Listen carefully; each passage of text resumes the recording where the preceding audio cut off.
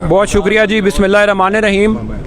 انتہائی افسوس کی بات ہے انتہائی افسوس کی بات ہے کہ آج اس عمارت کے ہوتے ہوئے جو کہ جمہوریت کی علم بردار ہے ہمیں آج اسمبلی باہر لگانی پڑ رہی ہے، کیونکہ نہ ہمیں ٹائم دیا جاتا ہے، نہ ہماری آواز بلند کی جاتی ہے، نہ ہمیں سنا جاتا ہے. پارلیمنٹ کے ہوتے ہوئے آج ہم مجبوراً باہر آئے ہیں کیونکہ اندر پی ٹی آئی کے اراکین کو نہ وقت دیا جا رہا ہے، نہ ان کی آواز بلند، وہ بھی ملک کے اس مشکل گھڑی میں جب پورا ملک ایک سیلابی آفت کا شکار ہے، جب ہمیں اکٹھا ہو کر اس ملک کی خدمت کرنی تھی، اس غریب عوام کی خدمت کرنی تھی.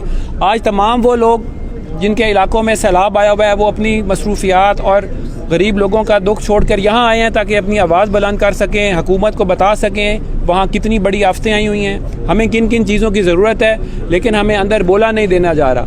کیا جنگ میں اتنی بڑی مصیبت آئی ہوئی ہے اور جنگ کا قصور خالی یہ تھا کہ جنگ نے پی ٹی آئی کو کلین سویپ کروائی تھی؟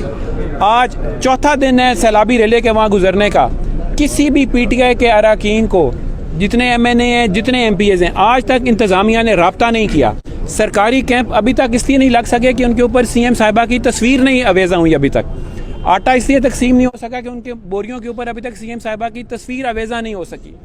جو لوگ اپنی مدد آپ کے تحت وہاں جا رہے ہیں ان سے زبردستی بینر اٹھوائے جا رہے ہیں کہ جی مریم کی تصویر اٹھا کے کھڑے ہو.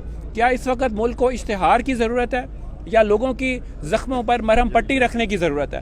ذمہ دار پہلے ہی تباہ کر چکی ہے یہ حکومت، اور اب اس سیلابی صورتحال کے بعد تو ذمہ دار کی ریڑھ کی ہڈی ٹوٹ گئی ہے.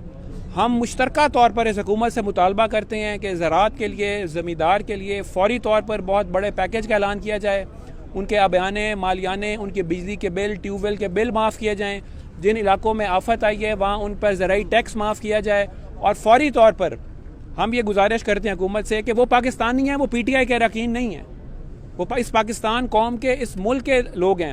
ذمہ دار محنت کش انسان ہے جو محنت کر کے اس پورے ملک کا پیٹ پالتا ہے، اور آج ہمیں صرف اپنی اشتہار کی پڑی ہوئی ہے. خدارہ کسان کے لیے کچھ کریں، اس ملک کی عوام کے لیے کچھ کریں، چھوڑ دیں اس چیز کو کہ ہم پی ٹی آئی کے ہیں، آپ نون لیگ کے ہیں، آپ جس مرضی پارٹی سے ہوں. 9 اراکین ممبر صوبائی اسمبلی، ممبر نیشنل اسمبلی جنگ کے ہیں، ایک انسان سے کسی انتظامیہ کے رکن نے رابطہ نہیں کیا. ہم انہیں کالیں کرتے رہے، کسی کا جواب نہیں دیا گیا. کیا اس چیز پہ سیاست بنتی ہے؟